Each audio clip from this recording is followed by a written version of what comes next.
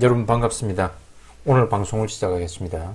오늘 방송할 내용은 주식시장에 이런 전략이 있죠. 5월에는 팔고 떠나라. 그 시즈널 스위칭 스트래티지라 그러는데 이게 과연 타당한 전략일까? 한번 살펴볼까요? Sell in May and go away. 5월에는 팔고 떠나라. 자, 주의사항 잘 읽어보셨죠? 자, 이 전략이 이제 어떤 전략이냐면 말 그대로 5월에는 팔고 현금 보유하는 겁니다. 언제까지? 11월이 시작될 때까지. 그러니까 11월에서 다음해 4월까지만 주식을 보유하고 5월에는 매도하고 다시 언제 진입하냐 하면 그해 11월에 다시 매수하는 전략. 이 전략이 과연 시장 대비 초과 수익률, 알파를 추구하는 효과가 있을까요? 자, 요 도표는 1980년에서 2018년까지 월별 수익률입니다. 월별 수익률. 자, 이렇게 쭉 보시면 6월부터 현저하게 수익이 저조하네요. 그죠? 6월, 7월, 8월, 8월, 9월은 마이너스 수익률이고, 이 평균 수익률입니다. 39년 동안. 그리고, 11월부터 다음에 4월까지는 수익률이 개선돼요. 그래서 이 도표를 봤을 때, 예를 들어 어떤 사람이 5월에서 10월까지 이렇게 주식을 보유하면, 수익률이 현저히 좋지 않겠죠? 자, 요 사이트 들어가시면 요 도표를 볼 수 있습니다. 이 시즈널리티의 효과가 왜 이런 효과가 있냐면 5월부터 10월까지는 왜 이렇게 수익률이 저조하냐. 미국인들도 4월과 5월에 이제 그 우리나라처럼 양도소득, 종합소득 신고가 있나 봐요. 그래서 5월에 신고 납부를 해야 되나 봐요. 그리고 6, 7, 8월은 휴가 떠나기 좋은 달이죠. 그러니까 현금이 많이 필요하니까 주식을 팔고 떠날 것이다. 그래서 이런 평균적인 결과가 나왔습니다. 자, 그러면 이런 전략이 누구에게나 다 알려지면 어떤 사람은 이렇게 생각하겠죠. 사람들이 5월에 많이 팔 테니까 나는 4월에 팔겠어. 또 어떤 사람은 한 번 더, 한 수를 더 생각해가지고 그러면 4월에 파는 사람들에 비해서 난 좀 일찍 팔겠어. 그러면 이제 이 전략의 효과는 사라지겠죠. 자, 그걸 이제 이런 퀀트 전략이 대중들에게 이렇게 알려지기 시작하면 그 초과 수익률이 없어지는 그런 효과를 트레이더스 효과라 그러는데, 그래서 최근에는 요 전략이 별로 뭐 효용이 없나 봐요. 그러면 이제 요 맵페이블 리서치 있죠? 이 사이트에 들어가 가지고 이 도표는 요 맵페이블 리서치에서 복사 붙이기 한 겁니다. 자, 이 각각의 기간 동안에 자, 5월에서 10월 주식 보유하는 거하고 자, 메이, 악토브입니다. 5월에서 10월까지만 주식을 보유하는 거하고 11월에서 익년 4월, 노벰버, 에이프릴이라고 보이죠? 보유하는 거하고 그냥 S&P 500을 바이 앤 홀드 하는 전략을 비교해 보시면 자, 요 사이트 들어가서 맵페이블 리서치 오랜만에 들어가 보네요. 자, 요 도표들 그대로 복사해 왔습니다. 자, 1950년에서 2010년까지는 일단 5월에서 10월까지 보유하는 전략은 아까 도표에도 봤듯이 그 기간 동안은 평균 수익률이 저조했잖아요. 월 평균 수익률이 저조했으니까 요 기간만 주식을 보유하는 전략은 수익률이 처참하겠죠. 자, 100달러로 시작했을 때 약 800달러 정도 됩니다. 요 기간 동안. 그리고 이 시즈널 스위칭 전략 노벰버, 에이프릴 요 기간 동안은 이 파란 선인데 S&P 500을 그냥 바이 앤 홀드 하는 거하고 최종 수익률은 별 차이 없어요. 그죠? 그리고 어떤 기간은 수익률이 뒤처집니다. 그죠? 바이 앤 홀드 하는 거하고. 그리고 요 기간은 보니까 S&P 500을 약간 아웃퍼폼한 요 기간 동안은 금융위기 기간 동안이었네요. 그죠? 그때는 5월에서 10월 동안 팔고 떠난 거는 잘한 전략이었습니다. 그죠? 그리고 전반적으로 볼 때, 전체 기간 중에서 볼 때 S&P 500을 아웃퍼폼하는 기간이 별로 없습니다. 그죠? 별로 없어요. 대부분 S&P 500에 뒤처지고, 요 기간 동안 뒤처지고, 요 기간 동안 뒤처지고. 그리고 1900년에서 1950년을 보면, 자, 역시, 메이, 악토버, 요 기간은 수익률이 처참해요. 그죠? 하지만, 11월, 4월 전략을 이기는 구간도 약간 있네요. 하지만 전반적으로 S&P 500 바이 앤 홀드에 비교해 봤을 때 최종 수익률은 현저히 뒤처집니다. 그죠? 그래서 노벰버, 에이프릴이 이 기간 동안은 수익률이 S&P 500을 이기지 못해요. 그리고 이제 1900년에서 2010년을 볼까요? 역시 마찬가지입니다. 그냥 S&P 바이 앤 홀드 하는 게 훨씬 최종 자산이 큽니다. 그죠? 물론 5월, 10월 전략은 이겼지만 S&P 500을 이기지 못했어요.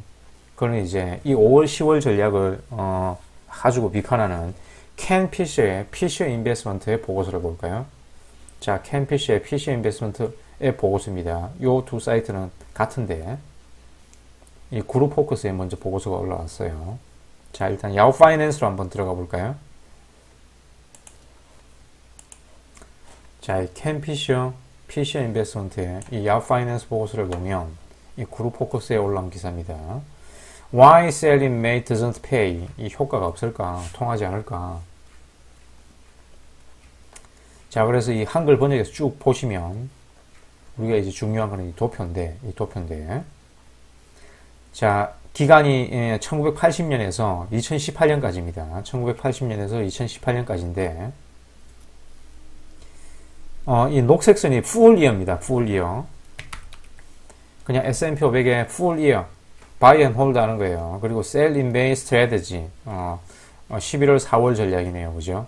이렇게 했을 때, 그 CAGR 차이가 보이십니까? 이 CAGR이 11.3%고, 11월 4월 전략은 7.6%예요. 최종 자산도 170만 달러, 640만 달러죠. 그죠? 그래서 그냥, 1980년에서 2018년까지 봤을 때, 그냥 S&P 500에 남아있는 게 훨씬 최종 자산도 크고, 수익률도 좋았다. 그런데, 지금 요 도표에서는, 이 11월 4월 전략을 사용하기 위해서는 1년에 한 번 매도가 발생하잖아요. 그죠? 자, 매도가 발생하면 필연적으로 비용 세금이 발생합니다. 그죠? 하지만 요 도표에는 지금 비용 세금이 포함되어 있지 않아요. 자, 비용 세금을 한번 고려해 볼까요?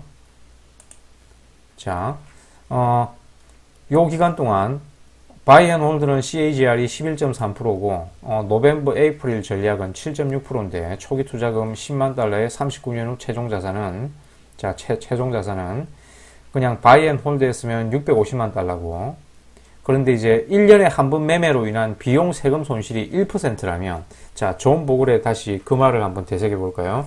자, 50년 정도 투자했을 때 비용과 운용 보수만으로 2%를 이 CAGR에서 빼앗긴다 그랬거든요.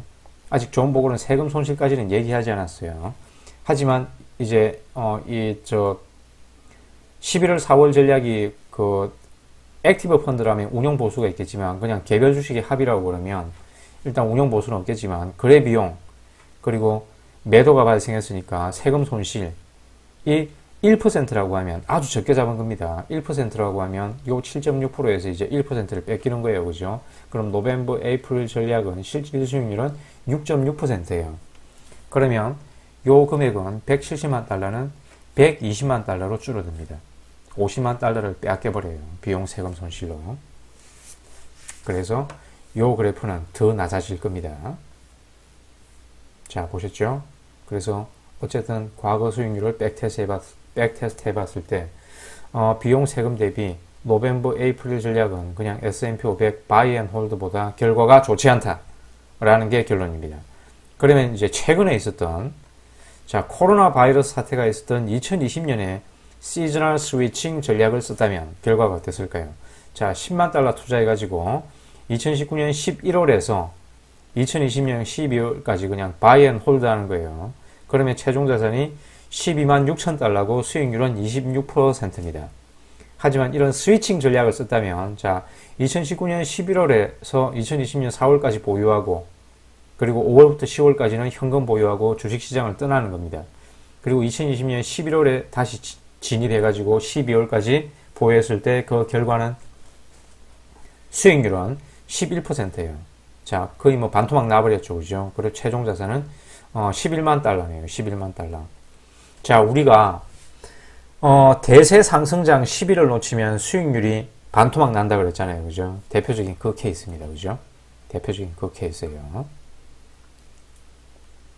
자, 2019년 11월에서 2020년 12월까지 그냥 계속 보유했으면 최종 자산 누적 수익률.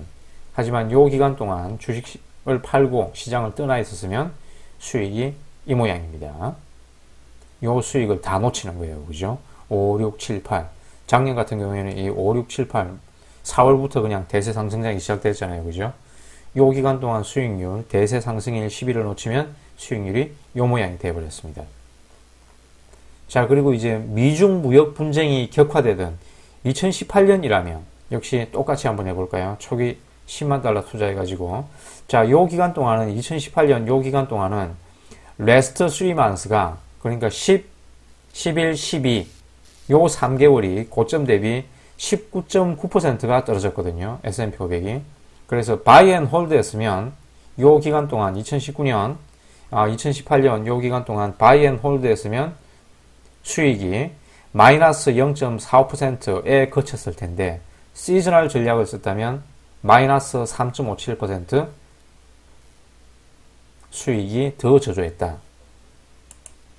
자, 그 결과를 볼까요? 이게 이제 2019년 코로나 바이러스 사태고, 자, 2018년 이제 미중 무역 분쟁이 격화되던 요 기간 동안은, 자, 2017년 11월부터 2018년 12월까지, 11월에서 4월까지 주식을 보유하고, 팔고 이제 떠나고 현금 보유하고, 11월 달에 다시 들어왔으면 12월 이 최악의 하락장을 맞아가지고 수익률이 마이너스 3.57%.